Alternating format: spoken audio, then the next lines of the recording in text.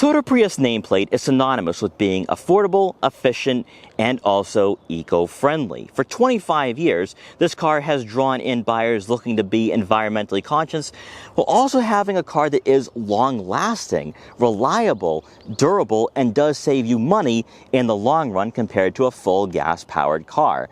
But in 2025, though, this car takes on a completely different meaning. The same people who made fun of Prius buyers in the middle 2000s are now coming to this platform, which says a lot about Toyota's hybrid systems and what they're doing technologically for the lineup. In today's video, we're going to check out what the 2025 Toyota Prius Limited has to offer, and throughout this video, we're going to compare and contrast to that Camry, which we have taken an extensive look at on this channel over the past 6 months, and see which one might be a better value and also a better choice for you. Now, before we get in this video, I want to give a huge shout and thank you to AutoFair Toyota in Tewksbury, Massachusetts for letting me come down here to check out the Toyota Prius. Their link will be in the description below, so you can check out their extensive Toyota inventory. So as always, let's begin with that pricing. For the 2025 Toyota Prius Limited we have today, we have a starting cost of just under $37,000. And this does include all-wheel drive. Now, you can go with front-wheel drive, which does save you a bit of money, but you do miss out on a slight boost in performance, which isn't earth-shattering at all. Now, usually with all-wheel drive, you get better versatility and capability, but I think mostly with the Prius, it's going to come down to that performance and maybe a bit more assurance when you are taking on winter road conditions during the winter. But when you take a look at the pricing, though, the Limited is the top trim for 2025. So under $40,000, you are going to receive a very well-equipped model. Whereas if you are cross-shopping this with a Camry, and more specifically the XLE and XSE, both of those trims can exceed $40,000. So keep all of this in mind if you are looking at buying a hybrid in the Toyota lineup for 2025. Aesthetically speaking, though, everything carries over from the prior model year. So nothing new, no new additions or features for this 2025 Limited. Up front, you are going to receive full LED headlights and LED daytime running lights, giving you a more classy and upscale appearance for this car. But with the Limited, you are going to notice some contrasting accents, more specifically the gloss black trim for the lower portion of the front bumper, and also you will have some gloss gray accents as well, giving you a sleek appearance to this hatchback. Now, I think that's what draws in a lot of buyers to the Prius for this generation, that it doesn't look boring, it doesn't look odd either. Everything is very smooth with the body lines, and that's where Toyota has made some significant gains in this segment. Then as you make your way over the side profile, you're going to notice the gloss black trim outline the wheel arches, but you are going to have 19-inch alloy wheels in a two-tone finish, which looks really great on our model today. And for those of you wondering, all right, 19-inch wheels, here we go. That means we're going to have more road noise and maybe some harshness to that ride quality. That's not going to be the main issue here with the larger tire size. It's going to be the fact you miss out on some of that efficiency, because if you do go with the LE at around $30,000, you could receive up to 57 miles per gallon, whereas what we have here today is slightly less than that. So if you want to maximize your budget and also maximize the efficiency, I would say go with the lower trim for 2025 and don't opt for the Limited with the 19s. But the 19s do look good aesthetically here on our car. You're also going to notice the all-wheel drive badge along the door panels as well, letting you know that you are going to have that slight better performance here for this car.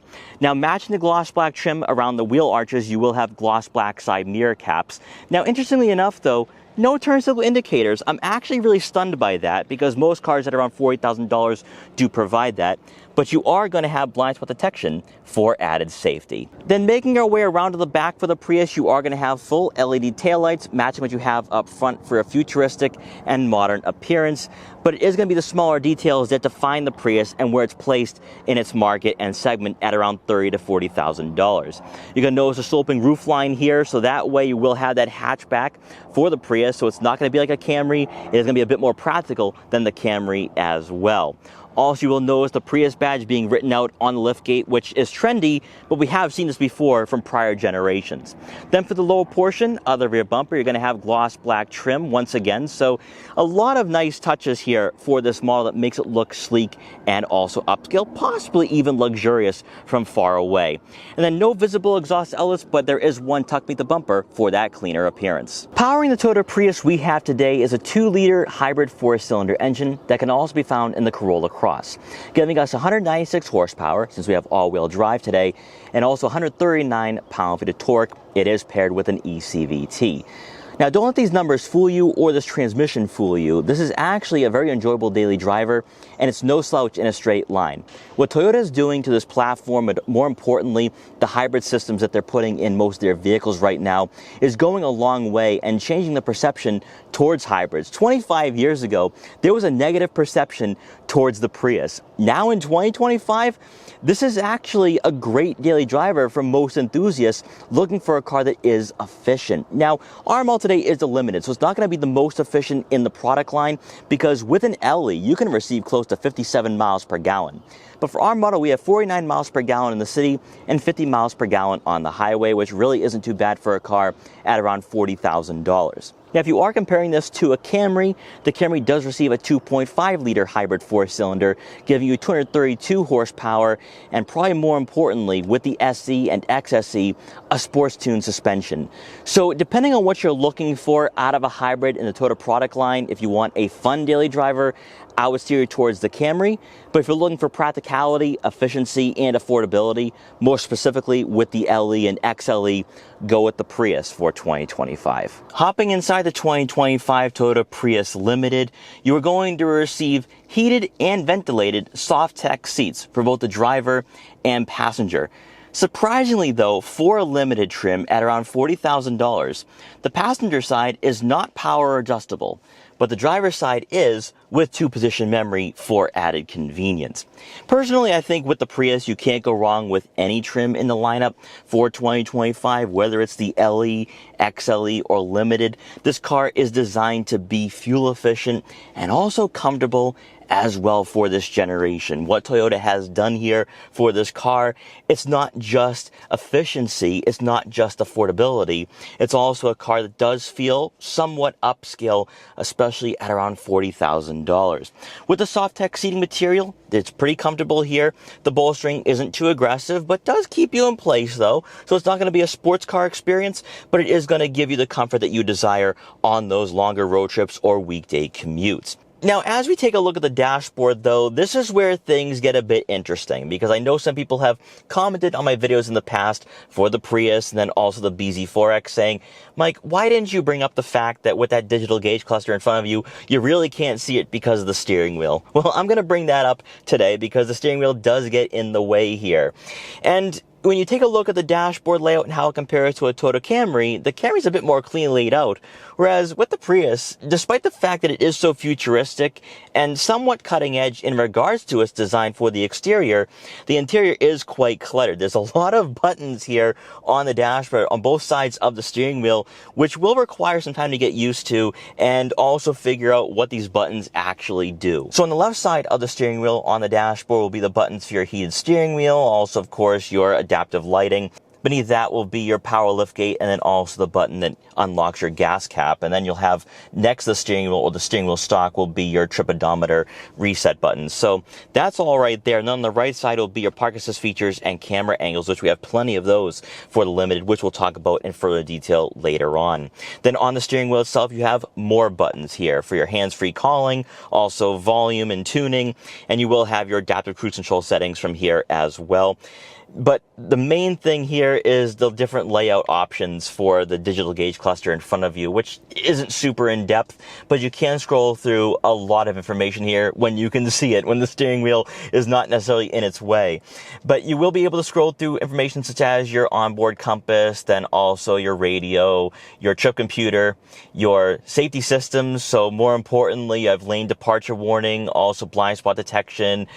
I would leave all this on for added safety and security when you are driving on those weekday commutes. So you have plenty of safety here for this vehicle, which I think provides a lot of comfort and also reassurance when you are driving this car on a weekly basis. So everything is right here and it is cleanly laid out. The resolution is really good. It's just that the steering wheel does get in the way. Now, taking a look at the infotainment system, this is a larger screen for the infotainment system, but honestly, there isn't much of a difference comparing the software to an LE or XLE. So it's just going to come down to what you want in your next daily driver or your next Prius. Because this software is seen across a lot of vehicles in the Toyota product line and is very similar to what you're going to find in Lexus vehicles as well. On the left side of the screen will be quick access icons for different menu layouts, such as your onboard navigation, which you can subscribe to. Beneath that will be for your radio settings for AM, FM, and Sirius XM, phone connectivity, then your vehicle layout here for your climate, trip information, energy flow, vehicle alert, and then you have more of a general settings tab here for everything for personal info, Bluetooth and devices, general notifications, Wi-Fi, display, sound and media, etc. You can scroll through all this on your own time and at your own discretion, but this is not very difficult to use. Toyota's infotainment systems are actually very straightforward, very simple, and they're cleanly laid out. So if you're looking for a car that's not going to be too tech focused, although the Prius kind of is if you look at it from a hybrid perspective, then also with that digital gauge cluster, this is still going to be very easy to get acclimated with, which is more important at the end of the day for a lot of you looking for a car in this market. But one of the benefits of going with the Limited for the Prius is that you will have a plethora of camera angles to choose from, such as a top view with trajectory, of your backup camera with trajectory, giving you a lot of visibility here when you are backing out of tight spots or in a tight garage. Now, even when you're moving at slower speeds, your camera systems automatically turn on. So that is great to see here. Some manufacturers don't offer that at around $40,000. So when you are in those garages or you're parking on a city street, you will not be bumping into anything on that city street or, of course, curbing those wheels. Beneath the head unit, you will find your push button start here, and then a single row of physical buttons for your heated and ventilated front seats, AC, front and rear defrosters, fan speed, fan direction, and then also your climate control. I am a bit surprised here that we don't have dual zone climate control in this model. That I would expect for a car at around $40,000. Beneath that, you will find two USB-C inputs, a 12-volt outlet, and a cubby for a smartphone or wallet. Then two cup holders. Then getting to our center console here, you will have that gear selector, which is a bit non-traditional. You're going to find this in Lexus products as well, where to put it in drive or reverse, you'll be sliding it over to the left and then up or down for reverse or drive. Next, that will be a wireless phone charging pad, so that is within arm's reach. And then you will have more buttons here for your drive mode selectors. So with the Prius, you will have custom, sport, normal, and eco. Your EV mode button, auto vehicle hold, electronic parking brake, and then also you have a traction control button here with the Prius. Then for the standard storage compartment, there really isn't that much room. You'll be able to store a couple smartphones, a wallet, or other smaller tech gadgets, and there will be two USB-C inputs. And then to round out the front seating area, above will be a fixed panoramic glass roof. And better yet, you do get a digital rear view mirror, which if you have people in the second row, they're not blocking that visibility looking out back. Now for passengers in the second row, you're looking at right on 34.5 inches of legroom. And this right here is where the Camry and Prius begin to diverge. If the interior layout didn't let you know that, or also the powertrain, it's the practicality, because in certain areas, the Prius makes a lot of sense. Pricing wise, also with the cargo area, with this model being a hatchback. But then it comes down to the overall practicality, the performance, and then also, of course, the technology. And with the Camry, you get right on 38 inches of legroom. So it's more practical and family friendly and better suited for a growing family at that. But I adjusted the seat all the way back. It's also somewhat on a recline. And I have a few inches of legroom remaining, so it's not too tight here. But for taller passengers, they will definitely be hitting their head on the headliner, and they will be feeling cramped or claustrophobic. Now, in regards to trying to squeeze in a third person in the center, it might be able to work because there is no aggressive center hump here for the Prius, but this car isn't really that wide. So you might be fighting for that elbow room, but that really comes down to what you're looking for out of a car in this market. If you don't have a larger family, the Prius might be the perfect choice for you in this segment. I will say though, the Softex seating material for the Limited feels really nice for the second row. It keeps you in place and also has a lot of support for the backs of these seats. Now with the Limited, you will have heated outboard seats, so that way it can be nice and warm on a colder day during the winter. Also two USB-C inputs. And then to round out the second row seating area, you do get a center armrest with two cup holders. Making our way around to the back one more time to take a look at the rear cargo area. By going with the Limited, you are going to receive a power liftgate. And inside, behind the second row seats, you're looking at right on 20 cubic feet of room, which is pretty standard for a hatchback at around $30,000 to $40,000. However, if you are someone looking at buying an LE, you do get an additional 3.5 cubic feet of room. So keep all of this in mind. I think there's a lot of value on the lower end for the Prius for 2025, but if you're someone who has lavish tastes and you want all the technology available for this model and platform, then go with the Limited. Now, I was able to fit all my camera gear today with no issues. That's 3 bags of camera gear, a gimbal box, and a tripod. So I think if you are going on a road trip with the family, you'll be able to store everything back here with ease. On the left side of the cargo area, you will have a deep storage compartment for some smaller items, maybe a couple water bottles, car detail equipment, or maybe even a first aid kit.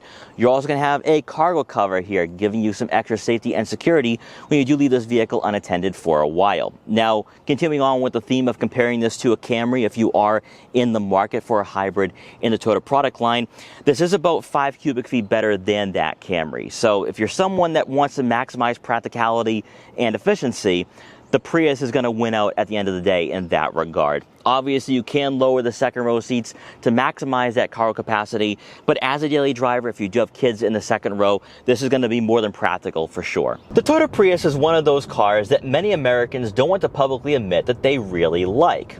And I'm one of those Americans.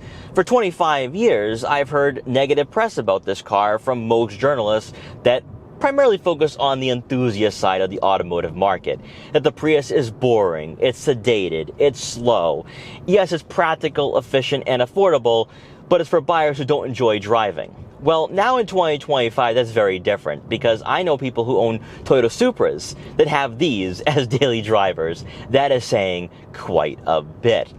However, though, I think in this lineup for Toyota, the Camry at around $35,000 to $40,000 is the better pick, at least performance-wise, and also with it being an engaging daily driver if you go with the SE or XSE with the sports tune suspension, because you have heavier steering, you have a stiffer suspension. But maybe some of you aren't looking for that. You've owned a Prius for 25 years and you want a Prius experience. Well, you have that here, but you also get a car that's more responsive and more upscale than ever.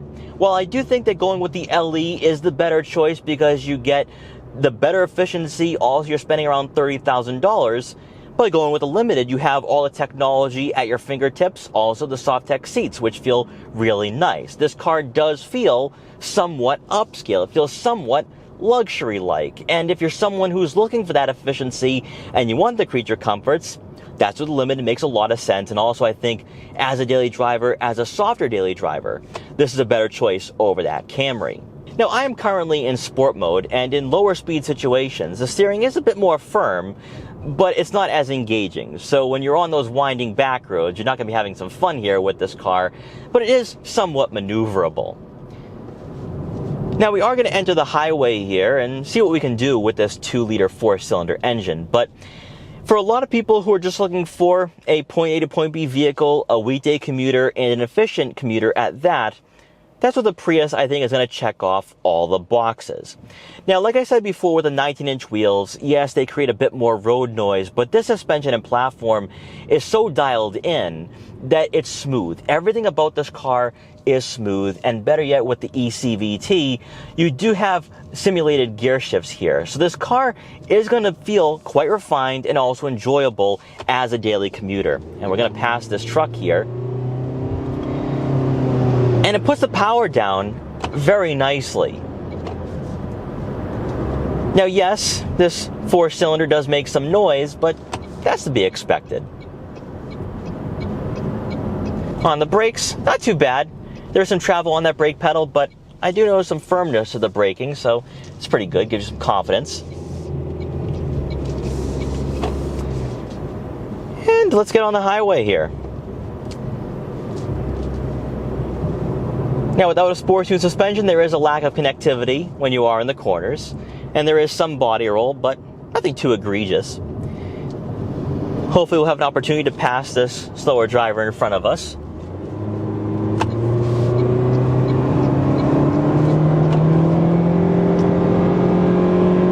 Effortless. Yes, there is droning here, with the eCVT and this 4-cylinder, but I'm not expecting much different.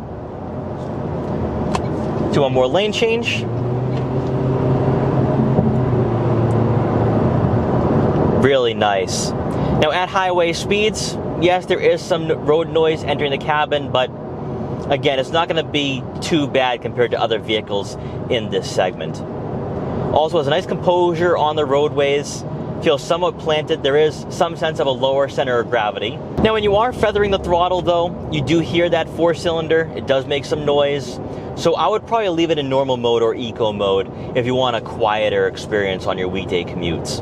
But all in all, after this quick test drive for the Prius, this is a great choice in this market. Yes, I do think there are some better hybrids out there, not only from rivals, but also within the Toyota lineup, because I really do like that Camry. But if you're someone looking for a car between $30,000 and $35,000, I think you really are going to enjoy what the Prius has to offer. Go with the LE or XLE, and you are receiving a lot to work with here. Also, this car is a bit more efficient than the Camry. So it's a give or take, and that's the way it's been throughout this entire review and slight comparison, where it's just going to be compromises down the list and down the road.